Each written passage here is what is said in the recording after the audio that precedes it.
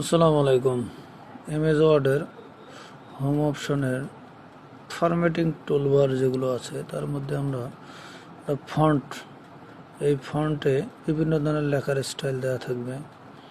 এরপরে হচ্ছে font size দেওয়া থাকবে, যে সাইজের ফন্ট আমার দরকার সেই সাইজটা আমি আগে ঠিক করে নেব। এরপর হচ্ছে ফন্টের কালার দেওয়া থাকবে, ফন্টের আকৃতি দেওয়া থাকবে।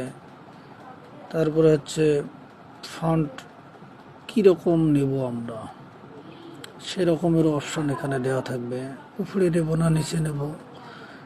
তারপরে হচ্ছে ফন্ট এর নিচে যদি আমরা আন্ডারলাইন করতে চাই সেক্ষেত্রেও ফরম্যাটিং টুলবার থেকে করতে পারবো, ইটালিক ফর্ম করতে চাইলেও করতে পারবো, এবং লেখা যদি বোল্ড করতে যাই সেটাও আমরা এই ফরম্যাটিং টুলবার থেকে করতে পারবো।